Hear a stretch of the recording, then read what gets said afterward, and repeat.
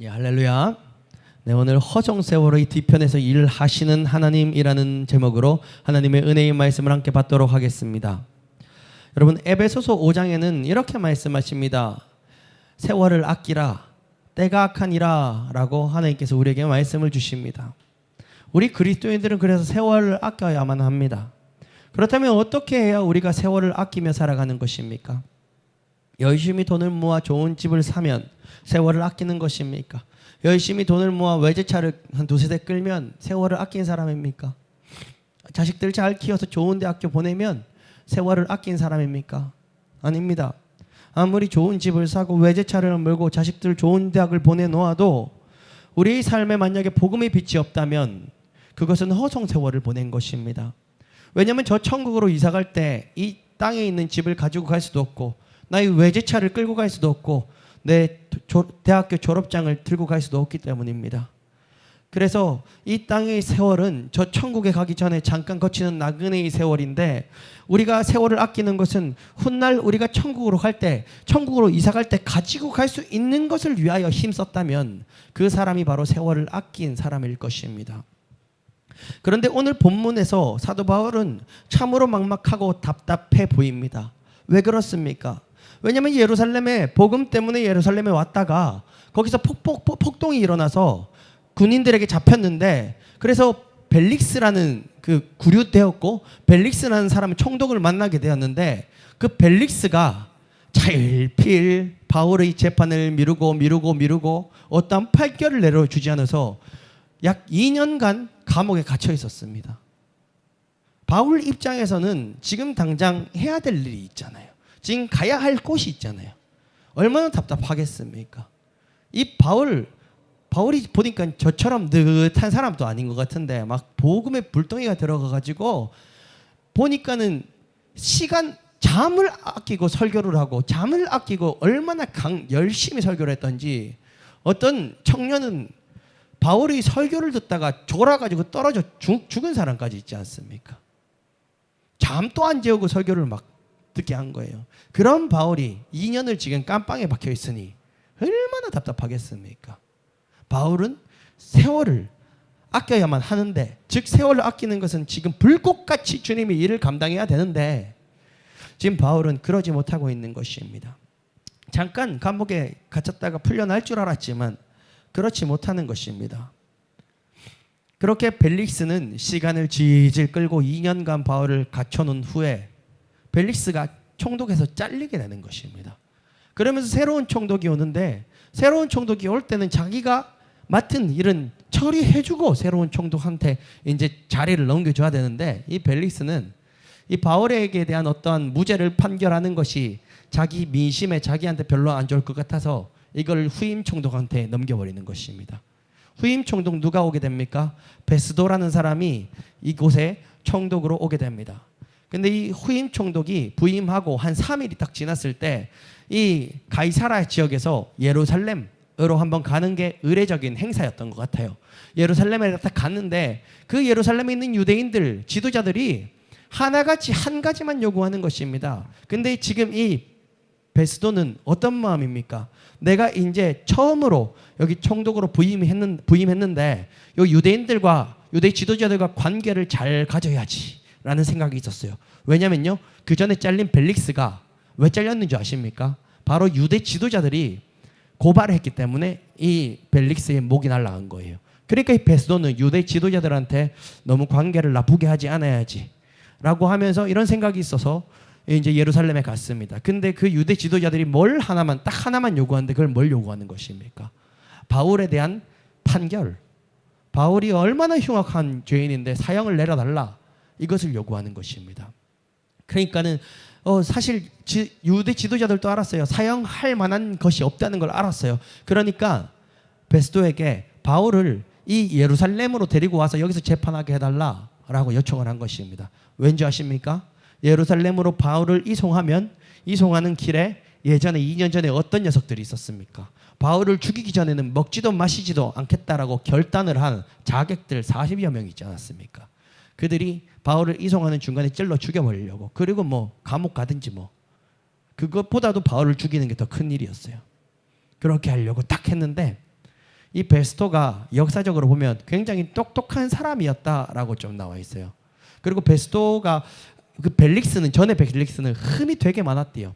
비리도 많았고, 근데 베스토는 좀 쉽게 말하면 도덕적으로 조금 깨끗한 녀석이었어요. 깨끗한 사람이었어요.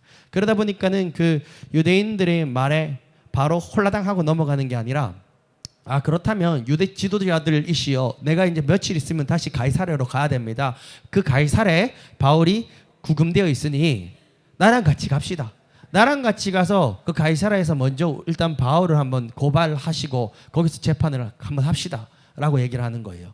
그래서 유대 지도자들이 이 벨릭스와 함께, 벨릭스가 아닙니다, 베스도와 함께 가이사랴를 와서 재판을 하는 것입니다. 그러면서 바울에게 이런저런 흉악한 죄, 너무 큰 죄가 다 있다라고 고발을 하는데, 베스도가 재판석에 앉아서 딱 들어보니까 증거가 단 한 개도 없는 것입니다.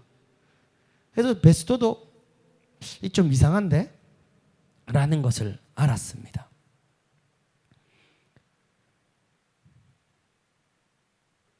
그러니까 베스도가 이제 어떻게 하냐면, 이 바울을 어떻게 처벌하기 위한 증거도 하나 없고, 애들은 막 이런저런 고발을 다 하는데 아무것도 맞지가 않고 알리바이도 안 맞고 하니까 어떻게 하지? 그렇다고 무죄하고 풀어주면 자기가 이제 총독 처음 시작하는데 유대인 지도자들하고 완전 척을 지게 되고, 근데 속으로는 알았어요. 무죄인데? 라는 거 알았어요. 풀어줄 수도 없고 처벌할 수도 없고. 그러니까 바울한테 묻는 겁니다. 바울아 너가 혹시 나랑 같이 예루살렘에 가가지고 거기서 정식으로 한번 재판을 받지 않겠느냐? 라고 베스도가 바울에게 물어보는 것입니다. 근데 바울이 얼마나 똑똑한 사람입니까? 그리고 지금 바울은요, 성령이 붙잡고 있어요. 성령이 모든 바울의 일을 계획하고 계시는 거죠. 바울은 그때 이런저런 변론을 합니다. 그 변론이 참 멋있어요. 하지만 그 시간 관계상 다 생략을 하고, 바울은 그 자리에서 나는 예루살렘에 가지 않겠습니다.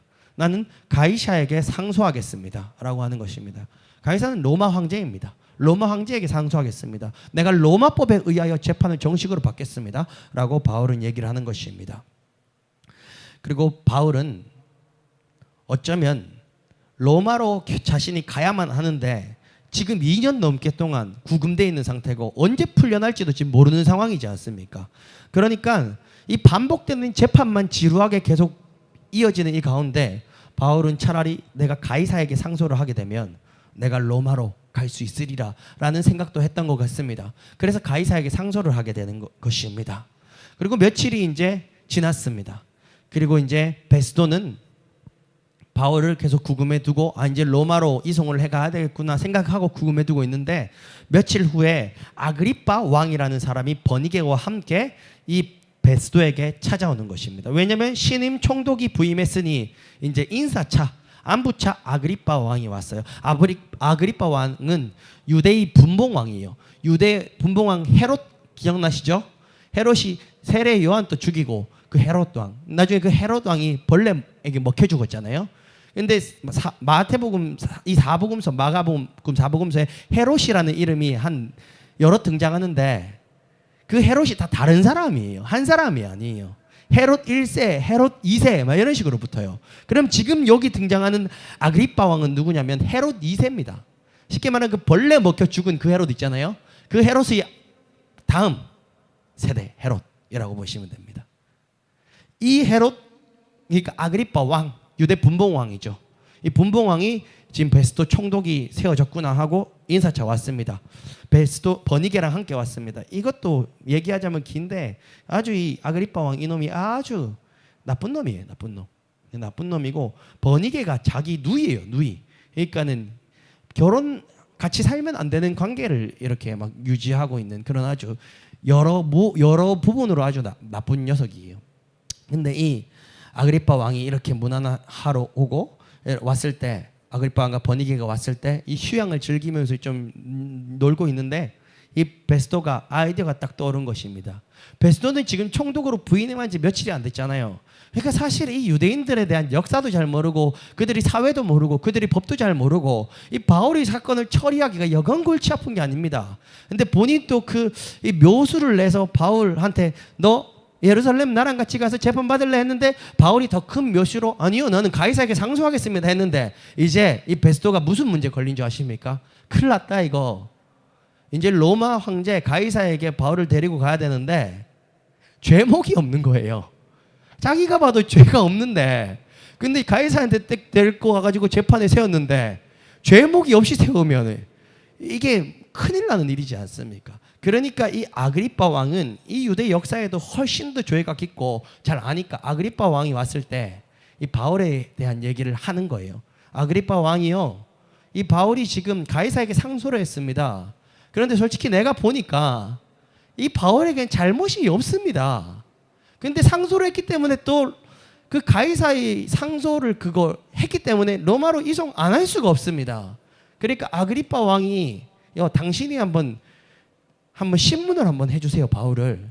그래서 그 좀 이 유대인들의 또 역사도 잘 아시니까 바울의 죄를 좀 면밀하게 좀 찾아봐 주세요라고 베스도가 머리를 쓴 거죠.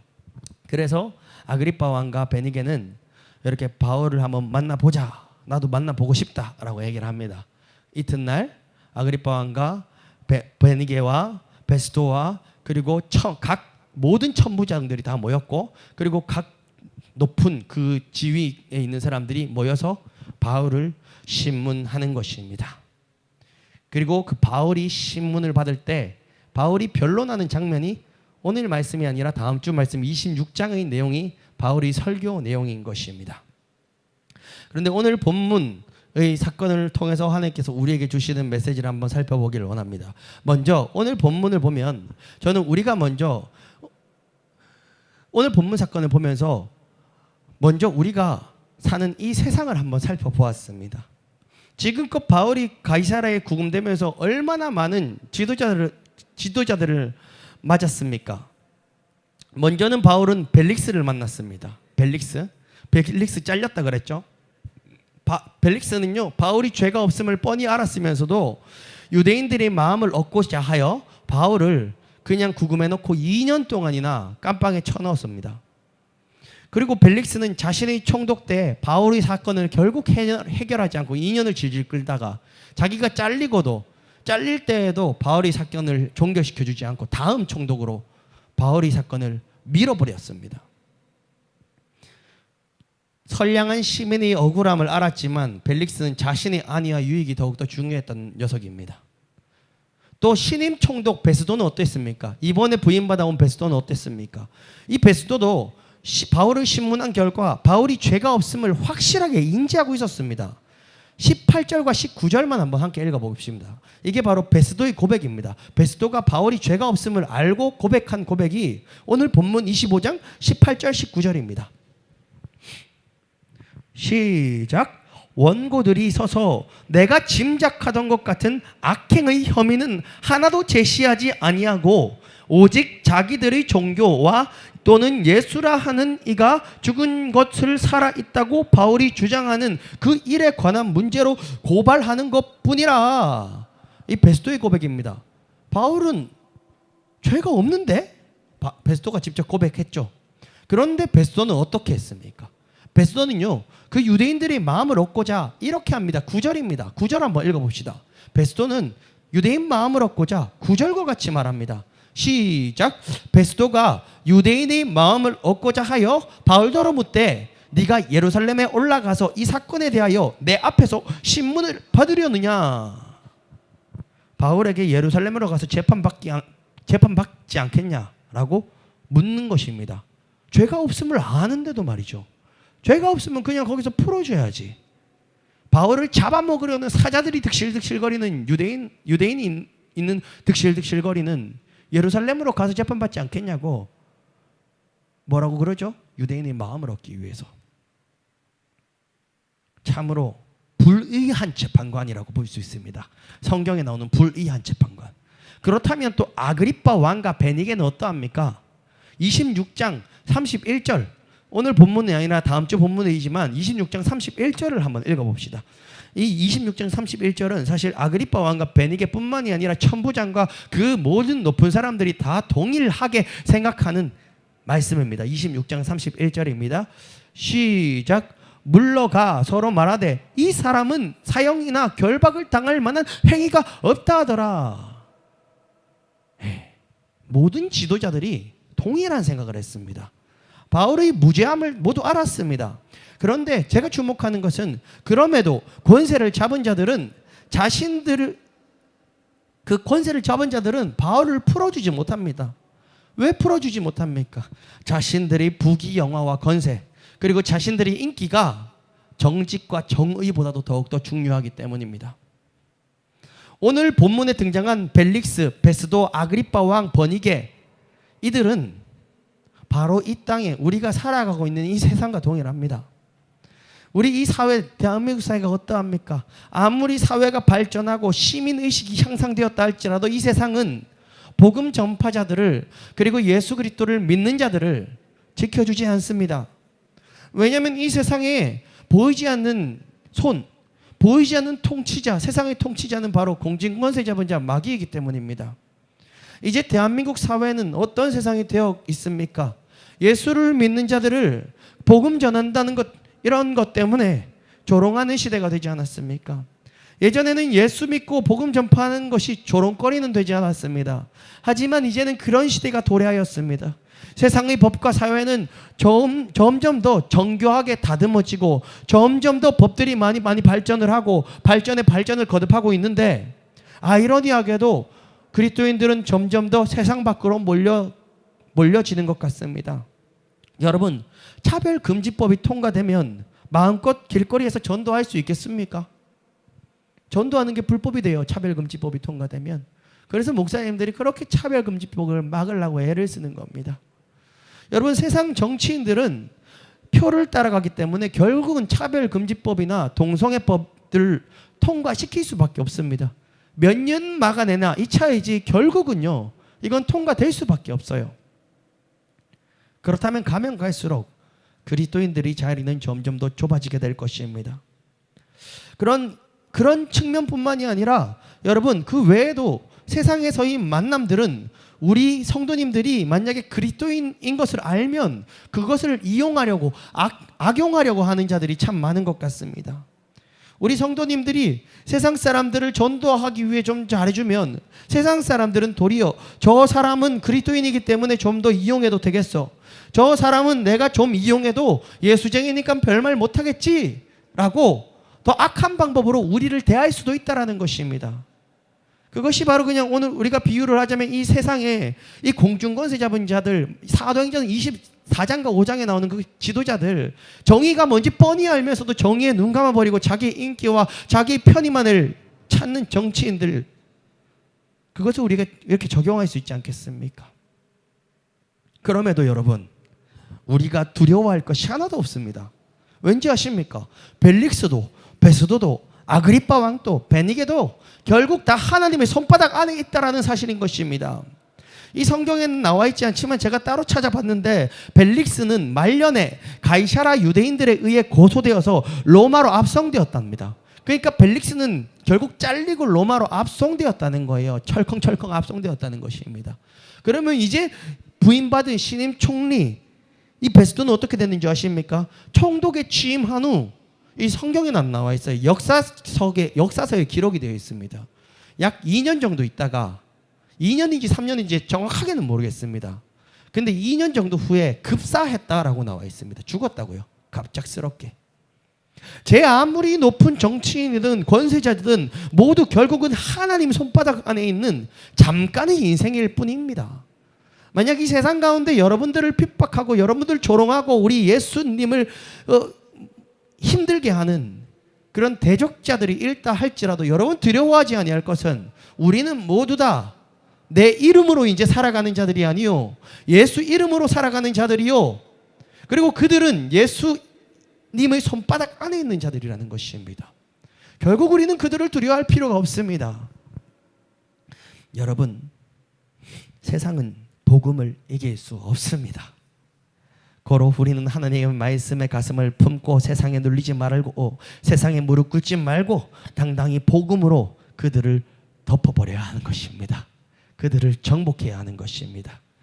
두 번째로는 우리는 오늘 이 말씀을 통해서 이 세상, 그 세상을 향한 사도 바울의 자세를 한번 살펴볼 수가 있습니다.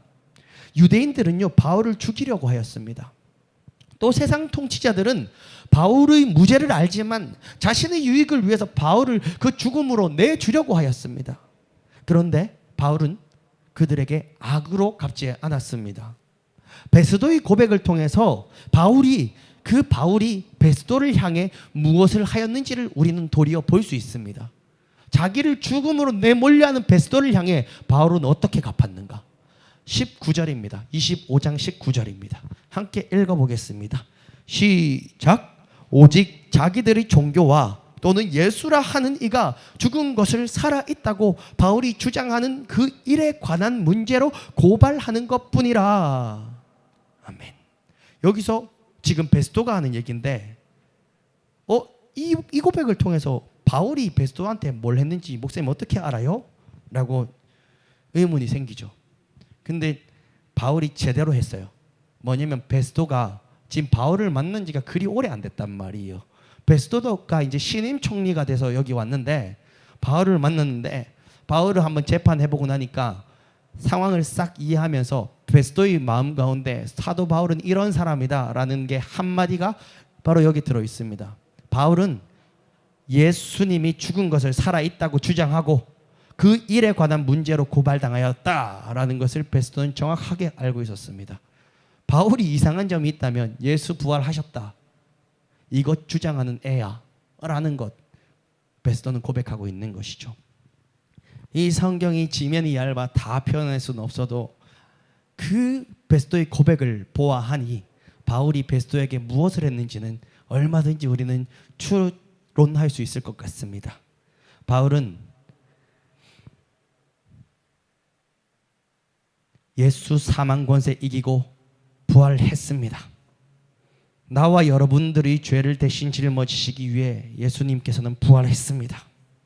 그 예수님은 바로 하나님의 독생자 외아들 예수이십니다. 그 예수님이 바로 곧 길이요 진리요 생명이니 예수 이름으로 말미암지 않고는 우리 하나님께로 갈 자가 아무도 없습니다. 바울은 그 재판석에서 아마 이 얘기만을 전했을 것입니다.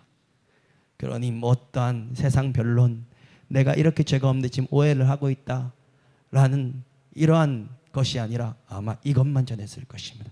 예수 생명, 예수 부활, 예수 능력, 예수 권세, 예수 천국. 그러니 바로 베스도의 입에서도 바울, 아무리 내가 재판을 해봐도 그 바울은 예수 부활하셨다는 것밖에 주장하지 않았어요 라고 고백을 하는 것이죠. 우리는 이 사건을 통해서 한번 돌아보아야 합니다.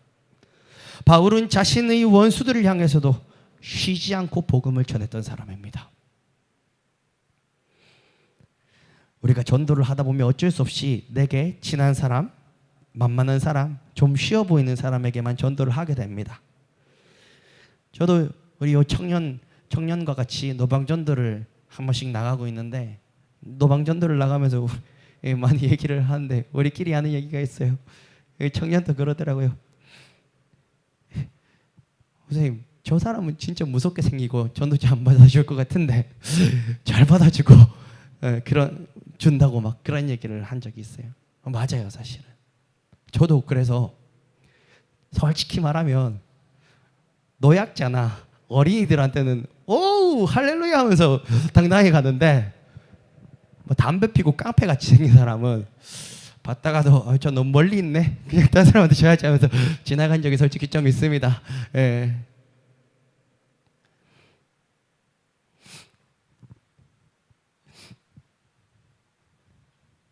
근데 이제 그런 상황들을 경험해 보면 우리 청년하고 얘기하면서 결국 우리가 얻는 답은 그거죠. 야, 사람들을 우리가 겉모습으로 판단해서는 안 되겠다. 누구는 진짜 완전 소도둑같이 생겼는데도 아이고 수고하십니다 하고 받아주고, 어떤 사람은 막 정말 잘 받아줄게 순진하게 생겼는데도 됐어요 하고 막 지나가는 사람이 있고 네. 그런데 제가 그 얘기를 왜 하냐면 우리가 길거리에서 전도를 할 때에도 저 또한 좀 착해 보이는 사람들에게는 전도가 좀 더 쉽단 말이에요. 다가가기가 더 쉽단 말이에요. 그 사람 본질은 저도 몰라요. 근데 얼굴이 좀 순해 보이고 아니면 노약자다. 그러면 훨씬 마음이 쉬워요. 그리고 그처럼 우리가 주변에서 전도할 때에도 그냥 지인들한테 전도를 할 때도 보면 좀 약간 내 편이라고 생각되는 사람들, 그리고 좀 내가 좀 만만하게 생각하는 사람들에게는 예수님 이름 얘기하기가 얼마나 쉽습니까? 우리가 저 사람 뭐 교회 안 온다 해도 치하라고 막 뭐 한번 소리 확 지르면 되니까 내보다 만만해 보이니까. 근데 우리가 인간관계 중에서도 조금 불편한 사람도 있을 수 있고 좀 어려운 사람이 있을 수도 있고, 그리고 참 나한테 적이라고 생각되는 사람이 있을 수도 있지 않습니까? 근데 그런 사람들에게 전도하는 것은 정말로 얼마나 어려운 일입니까? 저도 제 인생을 돌이켜보면 내가 사이 안 좋은 사람한테는 복음 전해본 적이 없는 것 같아요. 근데 오늘 이 말씀을 묵상하는데 그냥 문득 이게 그렇게 해석이 되더라고요. 오늘 또 어떤 뭐 주석서를 살피고 이러질 않았어요. 그냥 말씀을 묵상하는데 바울을 보니까 지금 이 베스도는 바울한테 적이잖아요, 사실은. 어쨌든 얼마나 얄미워요. 저 자식은 내가 전도 안 하고 저 자식은 지옥 보내야지 라고 생각할 수도 있는데, 왜냐하면 베스도가 바울을 그 죽음의 예루살렘으로 보내려 하였으니까. 근데 바울은 베스도뿐만이 아닙니다. 벨릭스에게도, 베스도에게도, 아그리빠 왕에게도, 베니게에게도, 이제 이름이 너무 헷갈립니다. 예. 심지어는 자신을 때려 죽이려 했던 그 유대인들에게도, 대제사장들에게도 바울은 쉬지 않고 전했습니다. 오늘 바울의 모습을 보니 예수 복음은 누구에게라도 전해야 함을 깨닫게 됩니다. 심지어 그 대상이 나의 적, 나의 원수라 할지라도 전하는 것이 바로 하나님의 제자이 된 모습이구나라고 깨닫습니다. 우리는 사회생활을 하다 보면 좀 마음이 맞는 사람이 있고 정말 마음이 안 맞는 사람이 있습니다. 그런데 이 세상 잠깐 태어나서 여러 사람 만나게 하시는 것도 여러분, 우리 그리스도인들에게는 우연이란 단어가 없습니다. 우연은 잘은 모르겠지만 불교적 용어일 것입니다. 틀렸을 수도 있어요. 원고에 없는 말이라서. 우리 근데 예수 믿는 자에게 우연이라는 없습니다. 우리는 하나님의 섭리 안에 살아가는 존재들입니다. 그런데 하나님의 섭리 안에서 내가 어떤 사회생활을 하고 이렇게 사람들을 만날 때 정말 안 맞는 사람을 만난다 할지라도 그 사람은 하나님의 섭리 안에서 만나게 된 사람이라는 것입니다. 그러면 우리는 그 섭리 안에서 잠깐 나그네 인생길 살다가 다 주님의 품으로 가야 하는데, 우리는 그 인생길 가운데 아군, 적군, 잘 맞는 사람, 잘 안 맞는 사람 모두에게도 때를 얻든지 못 얻든지 복음을 전하는 것이 바로 우리의 사명임을 깨달을 수 있는 것입니다. 마치 바울이 무죄한 자신을 풀어주지 않고 계속 재판을 질질 끌면서 불의한 재판관들을 그들 위해서도 끊임없이 예수 복음을 전했던 것처럼 말입니다. 마지막 세 번째는 우리 사도 바울의 결백의 능력을 우리가 함께 살펴보면 좋겠습니다. 만약 이 바울이 유대인들에게 이런저런 고발을 당했을 때 정말 만약에 가정을 해서 바울이 흠결이 많은 사람이었다고 한번 쳐봅시다. 그렇다면 아주 곤란했을 것입니다. 그러나 바울은 이런저런 고발을 당하면서도 너무나도 당당했습니다. 왠지 아십니까? 먼저 8절 한번 읽어보겠습니다. 시작.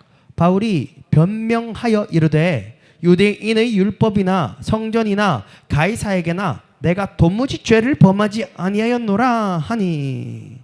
또 11절 또 이어서 한번 읽어보겠습니다. 시작. 만일 내가 불의를 행하여 무슨 죽을 죄를 지었으면 죽기를 사양하지 아니할 것이니 만일 이 사람들이 나를 고발하는 것이 다 사실이 아니면 아무도 나를 그들에게 내줄 수 없나이다. 내가 가이사께 상소하노라 한대. 여러분, 바울은 결백하였습니다. 바울의 삶이 성령 하나님과 함께하였기에, 바울이 늘 예수님을 따랐기에, 그리고 바울은 거룩하였기에 누구보다도 바울은 당당하게 변론할 수 있었습니다. 오늘날 한국교회가 많이 놓친 것 중에 하나가 바로 이 부분이라고 생각합니다. 예수 이름에는 옛날이나 오늘이나 여전히 동일하게 능력이 있습니다. 그러나 우리 한국교회가 거룩의 능력을 잃어버린 부분이 많기에 세상에서 손가락질 당할 때 바울처럼 떳떳하게 변론하지 못하는 부분이 참 많이 있는 것 같습니다. 그것이 바로 저희 모습이기도 하고요. 제가 만약에 정말로 이렇게 사회적 이슈가 될 만한 죄를 저질러 놓고 이렇게 목회를 한다면 세상 사람들이 저를 조롱하고 저가 조롱받는 게 문제가 아니고 제가 가진 복음이 조롱받을 때 어찌 변론을 할 수 있겠습니까?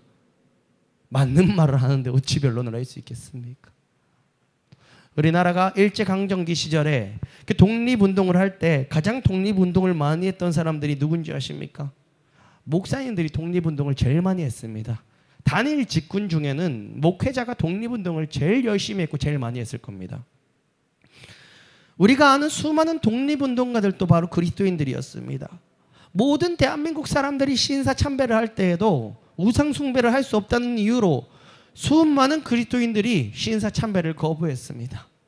투옥되고 고문당하고 심지어는 죽기까지 하였지만 끝까지 신사참배를 거부한 그리스도인들이 참으로 많았습니다. 그래서일까요? 대한민국이 기독교 국가가 아님에도 불구하고 해방되고 1948년에 제1회 국회를 시작할 때 목사님의 기도로 국회를 시작하였습니다. 우리 대한민국은 바로 그런 나라입니다. 그런데 요즘 기독교가 조롱의 대상이 되곤 합니다. 왜냐하면 우리가 결백할 때 예수 복음이 드러나는 것인데 우리가 복음의 능력을 잃고 오물투성이를 뒤집어 쓰고 있으면 우리 손에 있는 이 복음은요, 깨끗한 복음이라 할지라도 이 복음을 들고 있는 이 사람이 오물투성이라서 세상 사람들이 이 복음을 얕잡아 보더라 이 말입니다. 여러분, 복음은 아무 죄가 없습니다. 복음은 깨끗합니다. 그런데 복음을 담고 있는 나라는 그릇이 너무나도 오물투성이라면 사람들은 그 그릇 속에 있는 복음까지도 조롱하더라는 것입니다. 오늘 이 시간 예배 현장에 모인 사랑하는 성도 여러분, 우리도 사도 바울이 결백하였던 것처럼 우리가 모시고 사는 이 복음을 위하여 우리도 결백하기를 간절히 소원합니다. 우리가 섬기는 복음을 위해서 우리가 좀 더 정직하기를 힘쓰고, 우리가 그 복음을 위해서 좀 더 손해보기를 힘쓰고, 우리가 그 복음을 위해서 좀 더 섬기기를 힘쓰기를 간절히 소원합니다. 여러분, 세상이 우리를 악으로 대할지라도 우리는 예수 그리스도의 선과 그 결백으로 맞서기를 간절히 소원합니다. 말씀을 정리하도록 하겠습니다. 하루하루 잠을 아끼며 복음을 전하며 살았던 그 바울은, 로마로 향하여 복음을 전하기를 소원하였던 그 바울은 감옥에 갇혀 2년여의 세월을 흘려보냈습니다. 제가 감히 바울의 심정을 다 알 수는 없었겠지만 바울은 얼마나 답답했겠습니까? 이상하다, 내가 하나님의 응답을 들었는데, 바울 그 로마로 보내신다는 약속을 받았는데 언제 출소될지도 알지도 못한 채 나는 왜 계속 이 허송세월만 보내고 있는 것일까? 라고 바울이 느낄 수 있었지 않겠습니까? 그런데 말입니다, 하나님이 그 인생에 개입한 순간부터 허송세월이란 없습니다. 진짜 허송세월은 벨릭스, 베스도, 아그리빠 왕, 버니게, 그들이 인생이 허송세월이었습니다.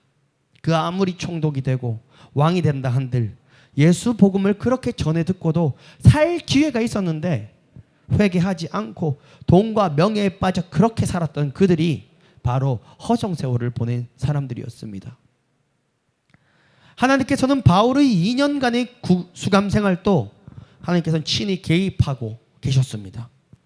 바울은 벨릭스에 의해 구금이 되어서 2년간 수감 생활을 했지만 결국 그 일은 하나님을 통해 하나님의 예언의 말씀을 성취하도록 인도되었다는 것입니다. 그 증거가 바로 사도행전 9장 15절의 말씀입니다. 제가 읽어드리겠습니다. 주께서 이르시되 가라, 이 사람은 내 이름을 이방인과 임금들과 이스라엘 자손들에게 전하기 위하여 택한 나의 그릇이라. 이건 하나님의 말씀이었습니다. 즉 바울은 하나님의 이름을 이방인과 임금들과 이스라엘 자손에게 전하기 위하여 택한 하나님의 그릇이라고 하나님께서 분명 말씀하셨습니다. 그런데 바울은 지금껏 어떤 일을 했습니까? 이방인의 사도가 되어 이방인들을 많이 전도했어요. 그리고 이방 세계에서 전도를 할 때 수많은 그 이스라엘 사람들에게도, 이스라엘 자손들에게도 동일한 복음을 전했고, 이방인과 이스라엘 백성들이, 많은 사람들이 주께로 돌아오는 역사를 보았습니다. 그런데 이 9장 15절 말씀에서 하나님의 예언의 말씀, 이방인과 임금들과 이스라엘 자손에게 복음을 전하기 위한 나의 그릇이라고 바울에게 말씀을 하셨는데, 바울이 지금 누구한테는 복음을 못 전했죠? 임금들. 그런데 이 2년간의 구금 생활로 말미암아 하나님은 그 일을 하게 하셨던 거예요. 분봉왕 아그리빠 왕, 그의 아내 되는 버니게, 총독 벨릭스, 베스도. 벨릭스는 2년 동안 얼마나 많은 말씀을 들었는지 모릅니다. 그래서 마지막 죽기 전에 바울로 인해 벨릭스가 회개하고 천국 갔는지 지옥 갔는지는, 그건 제가 그 부분은 설교를 안 해요. 왜냐면 모르니까요. 그렇잖아요. 이때는 이렇게 자기가 파면당해서 호송됐는데 고통당하니까 나중에 바울한테 2년 동안 들었던 복음이 갑자기 역사를 해가지고 회심했을 수도 있기 때문에, 제가 벨릭스나 이런 베스도에 대해 설교를 할 때 뭐 이들이 이랬으니까 결국 망했어요, 뭐 이런 식으로 설교 잘 안 해요. 저는 이 상황만 보면은 모르지만 바울은 일단 심었다 이거죠. 근데 바울의 허송세월이 아니라 하나님의 계획이었습니다. 사도행전 9장 15절 말씀을 완성하기 위한 하나님의 완벽한 퍼즐 조각이었습니다. 여러분, 우리 눈으로 보기에는 감옥에서 시간을 보낸 허송세월처럼 보였을지 몰라도 하나님은 이미 그 인생을 이미 계획하고 통치하고 계셨습니다. 여러분들의 인생이 어떠합니까? 여러분들이 자기 스스로의 인생을 볼 때, 나는 참 허송세월 하는 것 같다라고 느끼시는 분 계시지 않습니까? 하지만 당신에게 복음이 들어간 순간부터 당신의 인생은 허송세월이 될 수가 없습니다. 여러분, 자수의 앞면은 참으로 아름답습니다. 그러나 그 자수, 그 뒷면을 보셨습니까? 그 뒷면은 실이 이리 갔다 저리 갔다 얼기설기, 별로 보기가 이쁘지가 않죠. 우리 인생도 바로 그와 같습니다. 우리는 뒷면만 보지만 하나님께서는 앞쪽의 아름다운 그 모양을 보고 계시는 것입니다. 그래서 우리의 유익과 자기 영광을 위해서 하나님께서는 그 장엄한 계획을 이미 이루어 나가고 계신다라는 사실인 것입니다. 바울은 때때로 그 계획이 너무나도 궁금했을 것입니다. 하나님, 저는 로마에 가서 복음을 전하기를 간절히 원합니다. 그리고서는 거기서 서바나로 가기를 정말로 원합니다. 저는 그 일을 하기 위하여 부름받은 것 확신합니다. 주님도 말씀하셨지 않습니까? 그런데 제가 이 감옥에 갇혀 있다면 하나님의 계획을 어떻게 완성할 수 있단 말입니까? 바울이 응답도 들리지 않은 채 그 2년 동안 얼마나 그 감옥에서 기도를 했겠냔 말입니다. 하지만 하나님께서는 바울의 생각을 뛰어넘어 위대한 계획을 가지고 계셨습니다.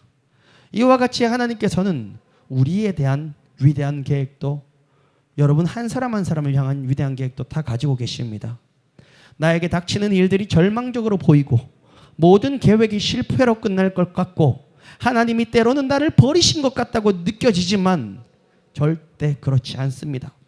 하나님께서는 모든 일을 합력하여 선을 이루게 하시겠다고 이미 약속하셨습니다. 늘 좋게 보이지는 않겠지만 하나님은 이미 우리 유익을 추구하고 계십니다. 그러므로 하나님은 허송세월 뒤편에서 이미 일하고 계신다는 것입니다. 더 정확하게 말하면 하나님을 만난 자에게는 허송세월이 없습니다.